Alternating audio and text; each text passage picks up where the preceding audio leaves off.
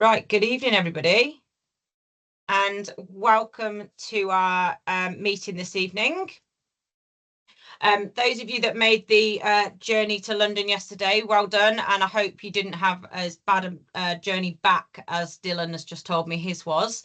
And tonight I'm really excited actually to listen to Dylan's farm story, because Dylan really understands that achieving net zero is important and it really relies on the productivity of the farm. On his farm in Anglesey, he aims to be 100% self-sufficient, and this journey began on his farm in 2016. I won't steal obviously any of his thunder because I'm not the one to tell his story, but he is an exceptional example of how setting goals, sticking to a plan and having an ambition to drive and transform a business can really be done.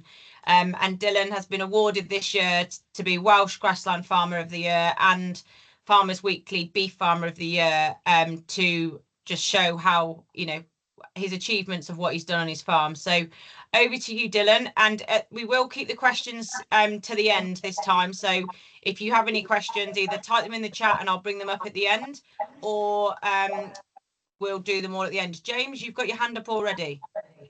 Did you mean to put your hand up?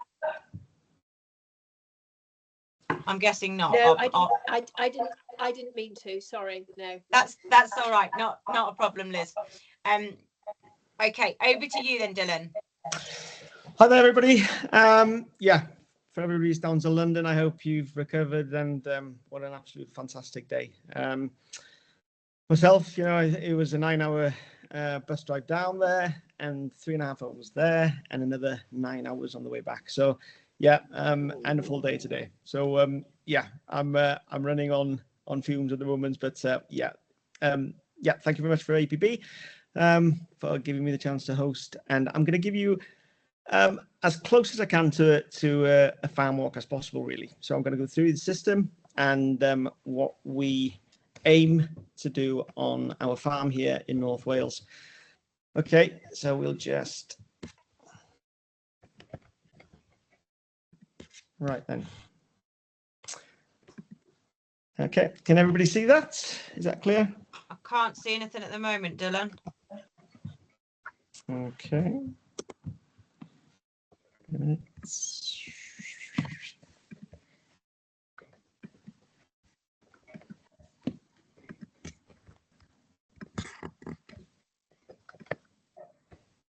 How's that? That's it. That's coming onto the screen, I think. Yep, that's it. Perfect. Yeah. Okay. Right then. As we just heard, my name is Dylan Jones. I'm a beef and arable farmer from Anglesey. We're finishing 1,500 head of cattle annually on a self-sufficient low carbon system. As you just heard, I'm not one for blowing my own trumpet, but yes, this happened this year, and that was the Farmers Weekly Beef Farmer of the Year, which was a huge honour. It's an absolutely huge honour, and a month afterwards, of course, the British Grassland Awards, which was it was a bit of a journey, of course, competing through Anglesey and then North Wales and then through Wales and then going to the 15 British candidates and then to the final 3 and then bringing the trophy home, which was absolutely fantastic. So yeah, absolutely chuffed. I think the foundation of our business is really grass growth. That's what we look into more than anything else. Being self-sufficient, our grass growth is absolutely key. So, we're not buying any protein or anything really in. So yeah, so to win this award was huge for us. I'm not going to give you really a long history lesson, but I think this is important, really. The one on my left there is my grandfather, and this story will tie into what we're doing today. So the 3 brothers, they lost their father when he was 32. They left school. My grandfather was 11, left school, and just really worked hard.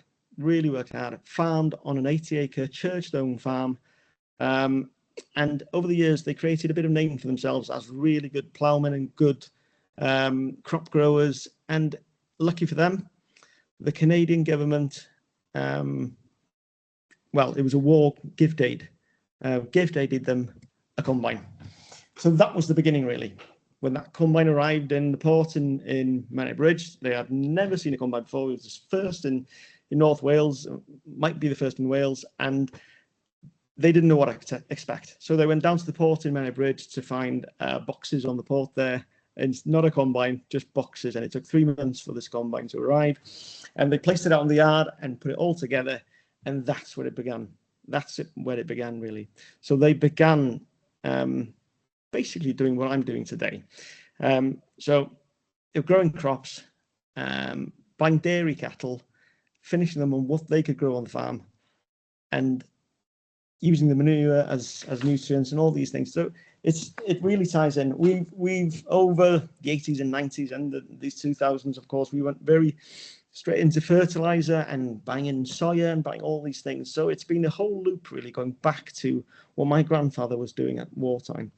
And yeah, they work that combine day and night, contracting really throughout the harvesting season.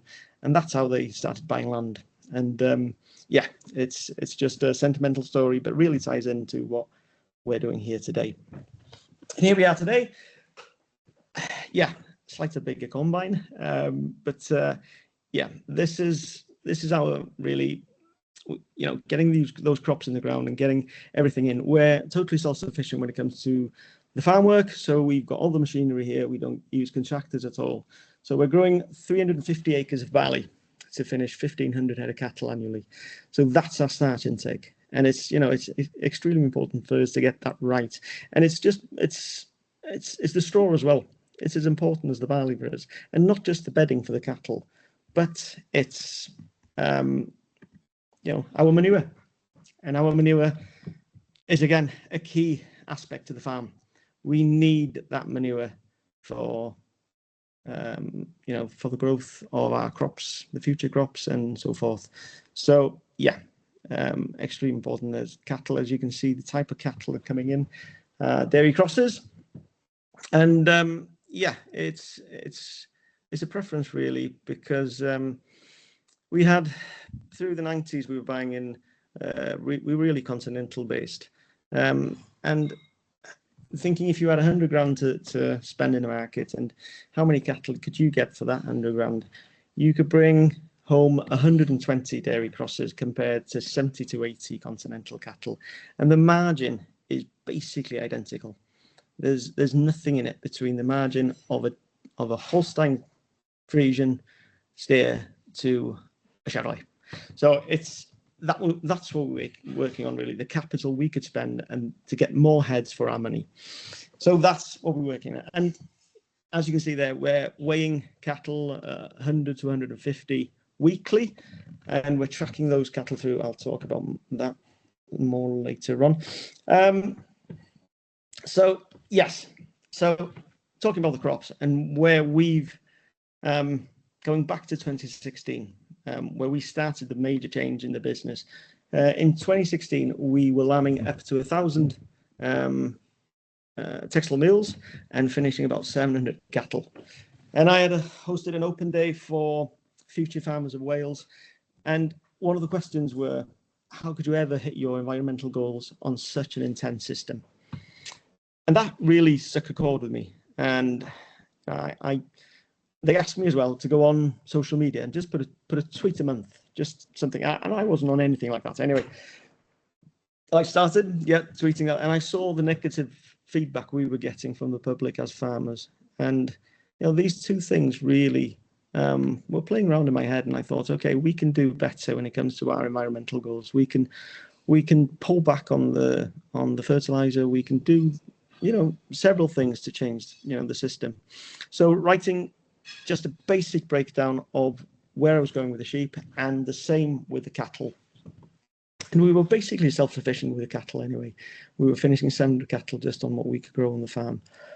It was, you know, I could have gone either way. I could have gone the sheep way, or I'm not going against the sheep farmers at all, but it was just a matter of prioritizing our environmental goals in 2016. And the first call I made was to Farming Connect, and I asked them to, okay, I need a carbon audit. And back in 2016, it was pretty unheard of, really, and I was pretty passionate about it. So we got some funding, and we went to Bangor University, and we started on the system, a totally open book system. So the members of Farming Connect really could follow our journey to net zero. So yeah, the major changes were obvious to me from the beginning. Really, the sheep had to go because I was buying in so much area in the early stage of the year just to get enough grass to graze those lambs and then get enough surplus grass to get the silage in. So I needed to cut my nitrogen intake at least to a half. And without having any audit, I had an idea what I needed to do, and that was the challenge really. And within 10 weeks, I'd sold all the sheep. I'd done a breakdown of how many cattle I needed to finish that year to compensate selling the sheep, and it was as little as 160. So I needed to go to 860 cattle on the first year, and on the first year I hit 1,000 cattle. On the second year, I hit 1,200 cattle, and 13, and now we're touching 15 to 1,600 head of cattle. And I think we've hit the glass roof really on where we can take the farm on 820 acres. I don't think we can finish any more than that on the land we've got, and being self-sufficient. We're really pushing hard. And when I'm saying pushing hard, it's... I'm not sure if you can still hear me. Yeah, can you hear me? Yep. Yeah, we can hear you fine. Hopefully.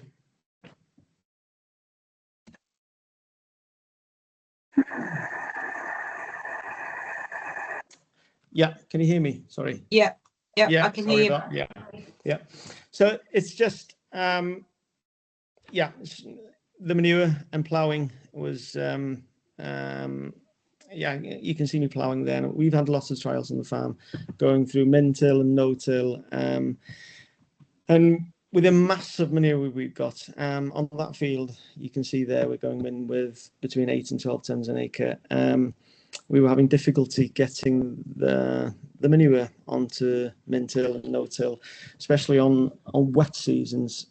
We needed that depth of root. I know it's pretty cynical, and people will go, okay, that's not going in the right direction for your environmental goals. But I've spoken to many agronomists over the years, and the benefits of what I can do with manure compared to the amount of manure I was putting on with min-till or no-till. You'd struggle to get off with more than 4 to 5 tons an acre no-till or min-till without scorching. And then the roots are going down 5-6 inches and then coming back to the surface to find that manure. So I was losing depth of root as well. So I'm afraid, yes, to reach my environmental goals, definitely I need a plough in my toolkit. The massive organic matter I can put in the ground with a plough is 4 times as much as min-till. I'm still min-tilling and I'm still no-tilling as well, but on clover lays, it's nearly essential to get that plough out, especially if there's clover been in that field before. And as I was saying, making the most of that 800 acre to finish 15 to 1,600 head of cattle. So this field you can see on the screen now, that was harvested on the 1st of July, a winter barley. Excuse me. So winter barley. So we got the combine in the field on the 1st of July. We're crimping 350 acres, so we can go in 2 to 3 weeks earlier than we would, you'd expect to go on a dry roll. And that gives us more opportunities to do what I'm going to show you what we've done in this field. So clearing that field and then going straight in with a good coverage of manure and then ploughing that down and then going in with summer barley. So we're getting 2 crops of barley from the same field. This is a summer barley crop with red clover, and so we've gone in with yeah, I go over the field first with about 47 kilograms of barley, spring barley, and then I'll go over the field again with 5 kilograms of red clover and 9 kilograms of hybrid ryegrass. So within 9 weeks, we were back in the field, getting the forage off that field again. And then 3 weeks after that, we were grazing it with cattle. Going in with nearly, well, yeah, a steer an acre really. So getting that three benefits, the three different crops really of three different uses of that field in a year. And that first, the summer barley went in with absolutely no chemicals at all, nothing at all. It wasn't sprayed, no fertilizer. It was just growing off the manure. It's as simple as that. It's possible to keep it on for another 3 to 4 weeks and get the combine in there, but it's an ideal forage really. And if you're a gambling man or a gambling woman, maybe with the weather, it's chancy really. So going in mid-September to late September, I was pushing as far as I could really. So yes, these are the things that we do to fix nitrogen in the ground. It's red clover is huge for us, and it's been an ongoing joke really since the grassland competition, when I just said without thinking, if there's a fire in the house, there's three things I'd take out. It'd be my wife, the children, and a bag of red clover. It's as important as that to me really. It's just a super plant to grow. It fixes nitrogen. The intake of chemical nitrogen is basically zero. It'll find water in the driest of summers, and it's throughout all our crops. So as I said, that the summer barley went in there, going in with 5 kilograms of red clover, and then 9 kilos of ryegrass or westerwolds, and the growth power in that is huge. So the circulation of the farm, being 800 acres and 350 acres of barley, is very tight. So it's 2 to 3 year rotation. That means all our grass layers are young and very fast growing with very little chemical nitrogen intake. They really don't need it. The first 2 cuts of silage, we'll put nothing at all. The second cut, we'll go in with as little as 50 kilograms probably of NK, and then the fourth, and we'll push for a fifth as well. So the majority of our silage, and the best silage we get, comes in without any fertilizer at all. And these things I picked up as well on the way with listening on PRISM 2030, and another thing I picked up really important was the usage of straw and what we've been doing with manure. So I've learned some key lessons there. So here's the clamp. This was it must have been about April. So we're going in with the first cut in March, and then Castell itself is extremely dry. So we've been known to do silage right up to Christmas week. When there's snow on the mountains, Anglesey, it varies. Anglesey, the geography is can be very different from one field to the other really. But Castell, our farm here, is extremely dry, and that's our typical pit. What we need really. Dry matter, we could get it a bit better than that really, but it's the one thing that we struggle with such young lays is getting stodgy lays. We're missing those medium to long-term lays to get the roughage in the diet. So I've been trying in the last few years just to make some haylage here and there, getting a couple of 100 bales of haylage. I feel we're getting better benefit from the hay than we are from the straw, and of course environmental benefits as well, without using straw just to diet the cattle through, but getting that hay into them, much more energy, and it works better really, because at the end of the day we are aiming at our environmental goals. We are trying to juggle energy and keep hold of as much energy as we can in the system, in the whole system of farming really. So that's what we're working on there. So again, still on the topic of nitrogen fixing, this is spring barley and undersown with red clover. So as it's difficult to explain exactly our fertilizer usage, but I'm a true believer of going into the field and looking at that crop and deciding on that spare moment, okay, this might need it. Look at the weather pattern, look at the field, look at the what we've got as soil in that field, and of course we're testing the farm in 3 parts. So yeah, so we'll look at all these things and decide what's been in the field before. If we're growing peas as well, which I've been growing barley after peas, which works fantastic. There's a ton of nitrogen in the ground.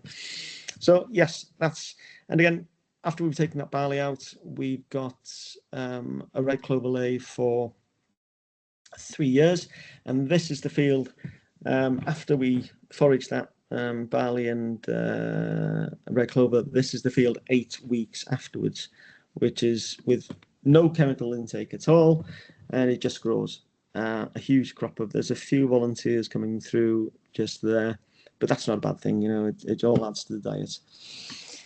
But it's cheap, superfood with a lot of protein in it. That comes through at a 20 to 22% protein, and it's a fantastic basis to our protein in the TMR.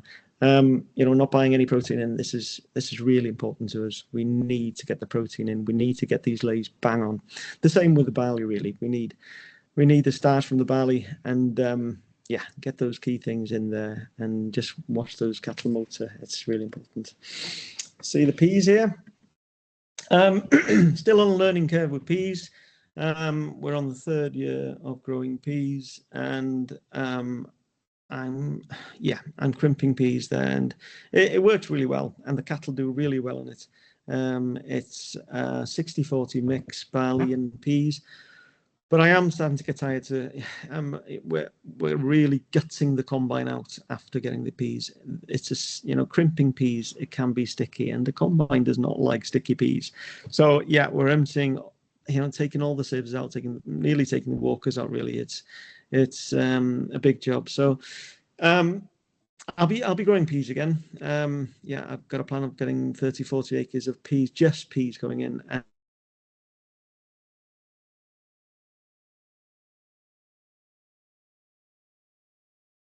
Dylan, we seem to have lost you.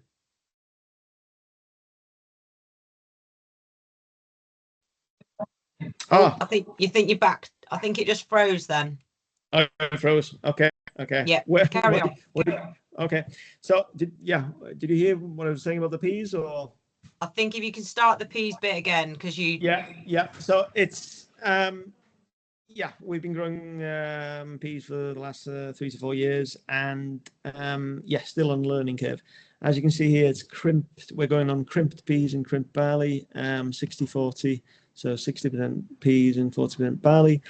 I think the biggest learning curve we've done this year is I can't see me putting the peas through the combine again, because it's just too much work. Really, I'm stripping the combine out after it's crimp, so it's coming in at nearly 40% moisture, and the inside of the combine really is just sticky. And I've taken all the sieves out and walkers out, absolutely gutting the combine, cleaning it and putting it back in. So it's very labor intensive crimping peas. So most probably the peas will be going into the silage clamp this year. So there's 30 acres or 35 acres of peas going in.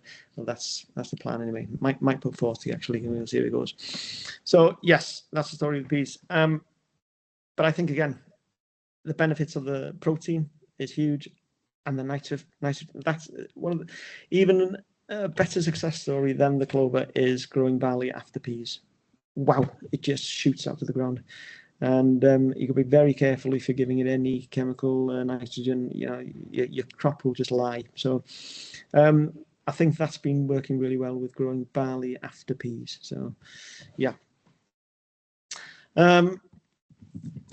So we're pretty lucky on Anglesey. We've got really good land. We can grow basically anything. That's my son there, and that's the barley field undersown with a high protein lay, and that is 8 weeks after we combine the field. So double cropping or dual cropping, either way, I think it's really important for us on 800 acres, so we can just utilize as much of the land as we can and get that growth coming straight through as soon as we can. And that's the real ideology behind crimping, really. We can get the combine and the harvester in the field sooner, and we can get the crop out quicker and get another crop in. As I said earlier, we were lambing up to 1,000 sheep every year, you know, I realised I needed sheep on the farm. I need sheep as a grazing tool throughout the winter. So I am buying 400 to 500 ewe lambs every year, not every day, every year. And you know, I buy quality sheep, so it's there as a plan B as well.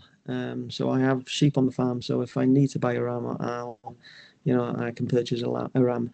I can't see me doing really. You know, I've got 2 sons, and they really want to go back into lambing, and I've made a deal with them if.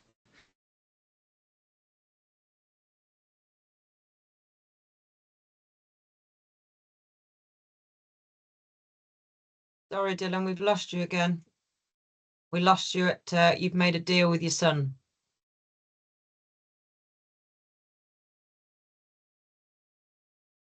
Sorry about on the TMR.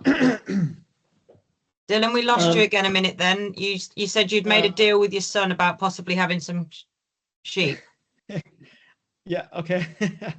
Yeah, with my sons, yeah, I said, you know, we've got those sheep on the farm, and they want to go back into lambing. So yeah, I made a deal with them. If lamb hits £20 a kilo, I'll consider buying a ram in. But till then, no, I can't see me buying a ram really. You know, I've been lambing since I was a child myself, and I'm 47 now. And yeah, we've stopped lambing 8 years ago. And but you know, my lads still remember, and they really enjoyed going around the sheep with me. But having those sheep on the farm, it's really important as a grazing tool. We can just clean fields up throughout the winter, clipping those fields off, and yeah, it just gives me control on the field over winter. Yeah, we're feeding once a day. Well, we're feeding twice a day at the moment, but usually throughout the year there's roughly about 550 cattle housed. This time of year we're 650 up to 700 cattle housed. So it's a simple enough system. We bed them every day and we make a mix. And I'm totally in control of the TMR. So it's on my shoulders if that TMR works. So we're weighing cattle, you know, we're weighing 100 to 150 cattle every week, and I can see if that TMR is not quite hitting the spot, if I'm not hitting those 1.6 pluses, I need to change. I need to change just tiny tweaks here and there, you know, look at that, how the dirty the bed is, and look at how the cattle are doing, and yeah, it's so that's one of my favorite things really, to get into that by the crush and getting those cattle. So it's my favorite day of the week where I can see if the cattle are working or not. And these are the last few weeks. So 2 weeks ago, hitting 1.82, which is fantastic, doing really well. And then drawing cattle out to process as I'm doing that really. And what we're doing on that system is it's a basic monitoring those cattle. I've got a graph on every single steer that comes through the farm, so I'm tracking that steer throughout its lifespan on Castellar, which is not very long really. We're going between 80 days and 150 days is the average really of a steer on the farm. So, and yeah, last week was 1.66, which is fine.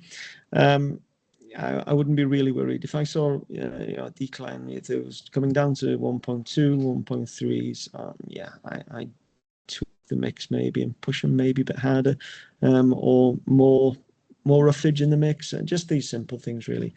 But I am a strong believer in clean cattle are happy cattle. So I've seen massive benefits in getting straw in maybe twice a day. Seeing those cattle, because they don't gain weight while they're standing eating. They gain weight when they're lying down and chewing on their cud, and that's when they really gain. So yeah, keeping those cattle happy is very important to me really. So yeah, this is just what we really do is this steer. He is on 1.75. You can see he's weighing 645 kilograms, and he's coming in 1.45. He's cost me £1,200. So on that gain, I'd keep him. I'd keep him. He's gaining too much. He's been only on the farm for 3 months and 91 days. So yeah, I'd push him. I need that margin. Just to be totally honest, I'll be totally open with you. I need that margin to be £350 to £400, and this app will give me a rough idea. I'm going on the worst case scenario. So this steer is a Hereford cross. So yeah, I'd go on a -0. I'd go on a -0, just the worst case scenario. So it gives me a real good idea of what the profit margin is going to be on this animal. I know the cost of production for the last 6 months, once they're housed, is £1.21 a day. So I've got to keep that daily live weight gain high and keep an eye on the profit margin, and make a sensible decision when that animal's going. And it just gives you, that's got 4 weights. Well, that's this is an old picture really, but we're going back to the beginning of this year. So and then we've got another steer. Yes, we've lost months. the slides, Dylan. Okay. They've gone really small. Right then. Hold the line for a second. Yeah, no, I just can't get that one. Is that large? No, it's we really... can't see the full. We can't see the slides at all. Okay. Yeah, they've just gone. I have got them back. I'm right I've size. got them. Yeah, I can see them. Yeah. Okay. Anyway, okay. Can you see me now? I can see you now. Yeah. If you try sharing your slides again. Yeah. No, not to worry. That was the last slide. It was basically just giving you an idea of that last steer was 700 kilos, and he was gaining 1 kilo a day. So again, talking about wasting energy, and I'd be wasting energy, and energy is huge when it comes to anybody's environmental goals. We're trying to save energy in any way possible, really, and a steer weighing 700 plus kilo, gaining 1 kilo a day on daily hour gain has plateaued out, and he needs to be leaving the system because he's wasting energy on a steer that I could buy and is actually gaining. So once they plateau out, they're off. So it's a simple enough system. Some might say that I've taken a step back to what my grandfathers or forefathers were doing on the way of farming, but with a modern twist. But the system works, and every single farm's different. What works for me will not work most probably for another farm, but the geography of the farm, all these different things. So finding what actually worked for us here on the farm was really important for me, and I've had great enjoyment working through that and getting the system working, getting the jigsaw in place. So yes, I think we need a few tweaks, but nothing major. So thank you very much. Thank you very much, Dylan. Is it worth just mentioning what you do, because you tend to shear the sheep when they come on for grazing, don't you? Yeah. And how you utilise that wool. Yeah, there's a lot of things most probably have left out, but it's we're banging the sheep at September, and we'll be shearing them all in October, and then we'll be composting that that wool. It'll be all going underneath the cattle as bedding, and then mucked out after 3 to 4 weeks, and then composted, and then that will be used as manure to grow winter barley. And we'll be shearing the sheep again in May, and doing exactly the same, composting that wool, using it at bedding first, and then composting it not for long, 6-7 months, and then it's going straight straight into the plough. So for winter crops. So all these small things really, just measuring the nitrogen of wool, and I think the first measure we took on was about 14% nitrogen. And and as one key thing I forgot to say really, after we had made those those key adjustments in those first years of transition from a beef and sheep to a beef and arable, and we got everything in place. And we worked with Bangor University in a totally open way. Our first carbon audit came in at 3.9 kilogram of CO2 compared to a kilogram of live weight beef. So it was extremely low. And yeah, and we've done a lot of things since then, really. Yeah, so I'm still working on it, and it's something that's been absolutely crucial and beneficial to us here in Castellar, because every step we've taken towards net zero has been a profitable one for the business. And that's something I've said over and over again, and I truly mean it. It's been a huge part of the success of our business, really. Okay, thank you. Sam, you've got a question? Do you want to unmute yourself and ask your question? Yeah. Thank you very much. Dylan, congratulations as a past Farmers Weekly winner. I know it's a hard competition to win, so congratulations on your 2 awards. Thank you very much. Just going down, first of all, tell me your percentage of protein for your dry matter intake for your cattle. Second of all, you're growing red clovers and all monocultures, so do you stack it in the silo, different crops, or do you have different silos for different crops? Third question is, where do you source your cattle? Do you buy them at the market, or do you get them left in? Yeah, I'll go in with the second question first. It was, yeah, I've got a different silo for my for the barley and red clover. That's kept separate because and my largest silo is 50 foot wide by 220 foot length, and that's basically my it's going to be 25% red clover and Westerwolds and ryegrass, and then I bale about 400 or 500 red clover, just red clover lay. Yeah. So those bales I can add to the TMR as I feel. One of the most difficult things I get to balance really is putting too much protein going in the mix. The cattle slow down, they get dirty, and it takes me 10 days to a fortnight to get back on it after putting too much protein in that mix. So I can vary how much protein I'm putting in that mix by having bales of red clover. I can put an extra bale in or half a bale in, and so that's one of the things. As I was saying, I need roughage, and with this circulation so tightly, you know, with those fast-growing grasses, I'm finding difficult getting roughage. So I need some haylage, some good haylage, and that's what I'm working on at the moment.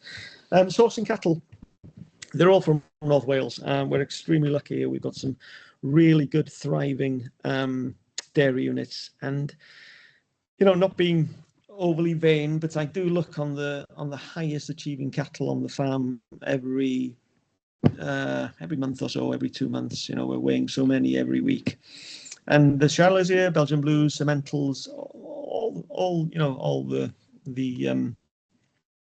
breeds you expect on a beef system. But I keep on getting these Holsteins hitting 1.9 and 2 kilo a day.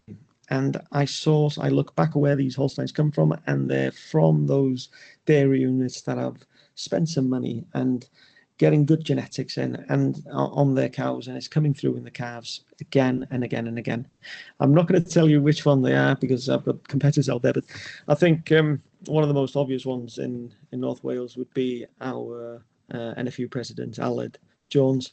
I know when cattle come from there, absolutely they fly. So, but I've got a list of about 8 to 10 farms that I like sourcing cattle from. So I need between 35 and 40 cattle every week, because that's, you know, cattle are going every week. I need, for every single steer that leaves the farm, I need a steer instead of it, in a way.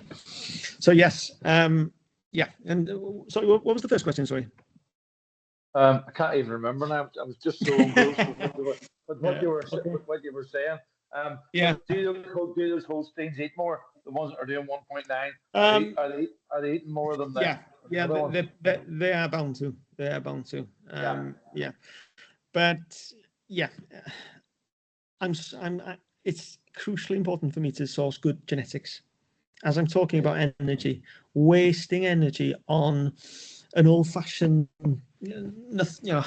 I've got some fantastic suckler cattle coming in as well, but there's some old-fashioned suckler units that have not spent money on genetics, and I'm finding those cattle are just on the farm too long. Oh, first question: what's your dry matter intake?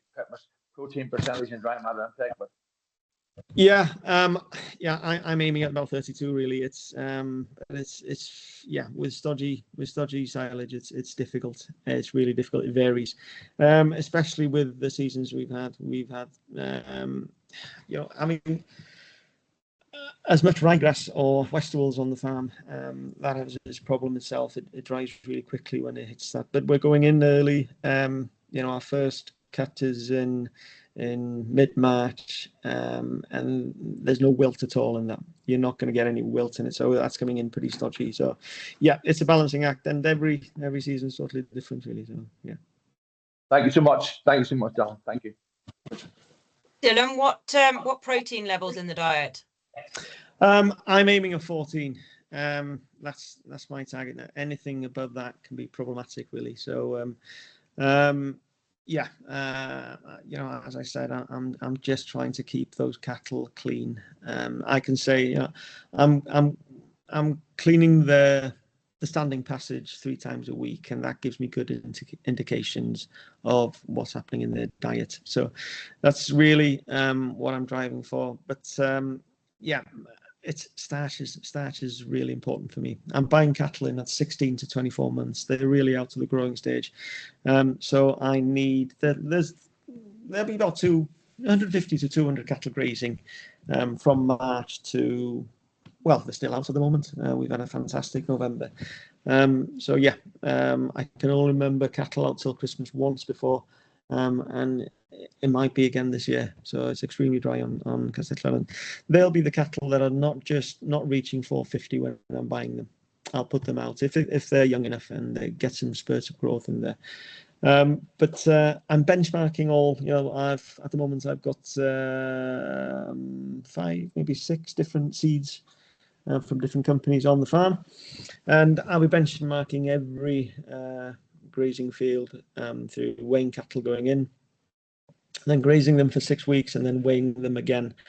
And I'll be doing this over and over and over on the same lays, and within 4 or 5 years, I'll get some really good data back on that.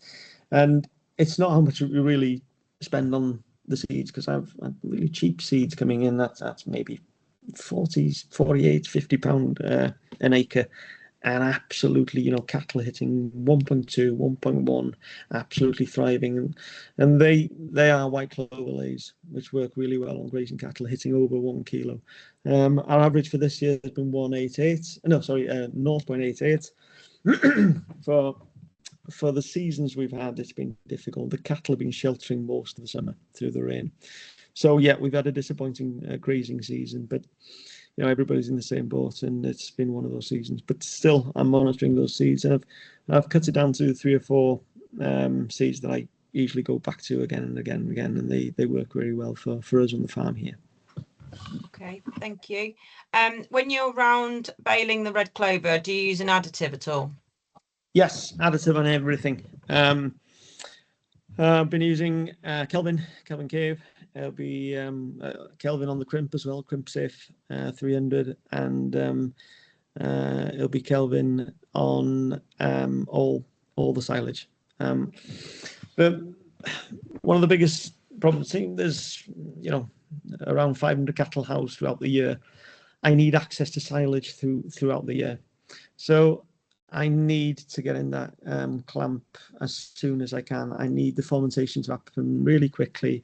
So I'll do some bales so the clamp is, we've only got one clamp. Well, there's the barley and red clover clamp and our primary clamp, which is the main silage clamp. So I need to open that clamp within 2 weeks of closing it, really. So I'll go in with Kelvin, and it works really well. I can give you the breakdown of what's in that. So I should have done my homework there, but it's works really well. It's simple enough. You might have sort of answered this one in the last But what alternative do you use for red clover in the rotation to avoid returning too soon and risking pests or disease? Right then, I've been growing red clover for 25, 30 years. And I've had many debates with many different agronomists and with the grassland judges when they were here as well. I find finding any kind of evidence of root disease on red clover, it doesn't hold water really. I use I'll go in with a crop of red clover. It'll be in the ground for 3 years. I'll go in with a break crop of barley, and then I'll go back in with red clover. And I've never had any issues at all. No issues at all.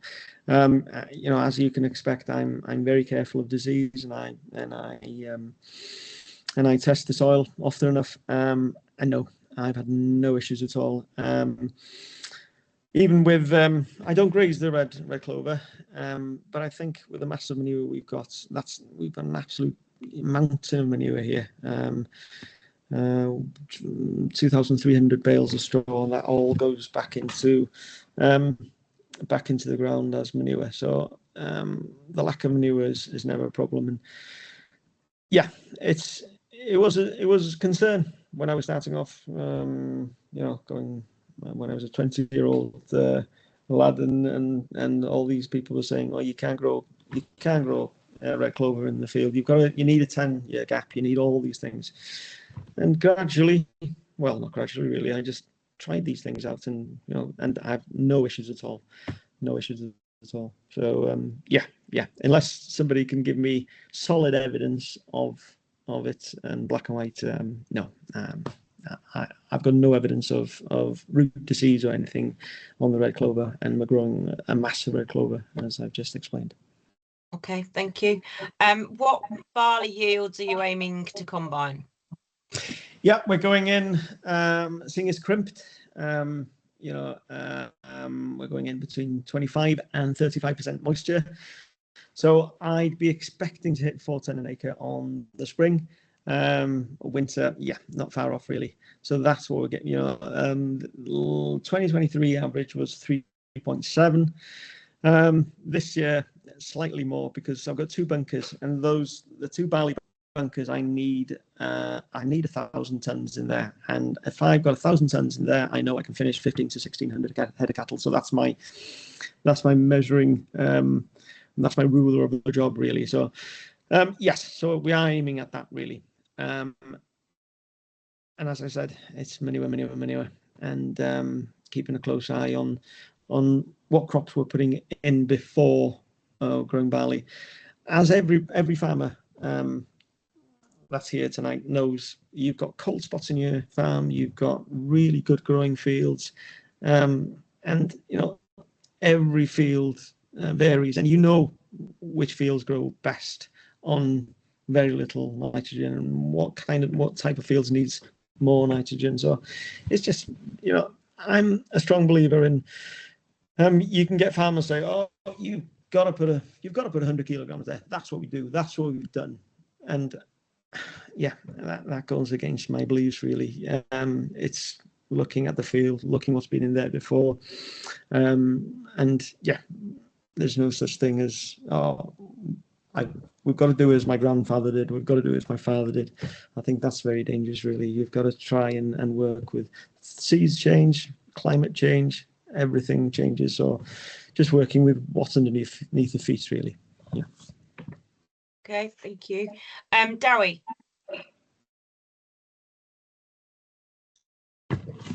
Mute, can you hear me? Yep, we can hear you now. Yeah. Dylan, selecting cattle for slaughter, you showed the figures there. That bullock wasn't performing. But if he looks very lean, does he still go? Do you aim for a particular fat class, or is it just purely on? Yeah. No, definitely. It's got to keep APB happy. That's the last thing I want is a phone call from APB saying, and that never happens really. But I'll give that steer, if he's not gaining after the second, at the very worst on the third, he's got to go. He's got to go, even if he's a poor 2. I'm not going to keep him. He's costing me money, and no, he's got to go. So I've got a shed where I'll keep those slow gaining cattle. I'll keep an eye on them, and I'll give them a 2-week break, and I'll go back in weighing. And if they're not hitting their targets by then, they're gone. It's as simple as that, really. But no, we never get ones. We never get, you know, we've got cover on the cattle, and the cattle go through, and it's hands on, you know, there's cover on the loin and the ribs and on the rump, and you know, there's good flank there. So yeah, it's a hands-on system still. You know, we've got to get the cover. We've got to keep the abattoir happy as well. But profitability is key. It's more important than anything. Without having a profitable business, you haven't got anything really, haven't you? It doesn't matter what your environmental goals are. Profit is key. So if that animal is eating, and eating is his fair share of the hotel and not gaining, he's off. As simple as that. Yeah. Okay, thank you. But do you factor in the cost to swap? Because each animal that you bring in, there's a haulage cost in, haulage cost out, slaughter cost. Yes, Is it better everything. to keep something slightly longer or have more faster turnover? Yeah, that's, you know, yeah, I do a breakdown on everything really, and for the last 6 months, as I was saying, is £1.21. Once they're housed, once they're pushed, it's £1.21. It's a different story on grazing cattle, but it's a balancing act on those cattle with genetics, poor genetics, and it's a difficult one. But I think the lesson is not to go back to that farm and not to buy them again. And yeah, it's one of them. What's the breakdown of your ration, Dylan, if you wouldn't mind sharing? Yeah, at the moment I'm going in with 7 kilograms of crimp, and that's barley crimp. Oh, sorry, there's 5 kilograms of barley crimp and 2 kilograms of peas. And then we're going on 2.5 kilograms of red clover, and then the rest to make it up to 25, 26, 27 kilograms a head is going to be red clover ryegrass mix. And there's about 0.5 kilo of haylage. That's really important at the moment. Yeah, I'm just going through my 4th cut at the moment, and the weather was okay. So yeah, the roughage is not that really, you know, it's not pivotal that I needed in there, but cattle seem to be doing well at the moment, so I'm not going to change it. No. Okay, thank you. Claire?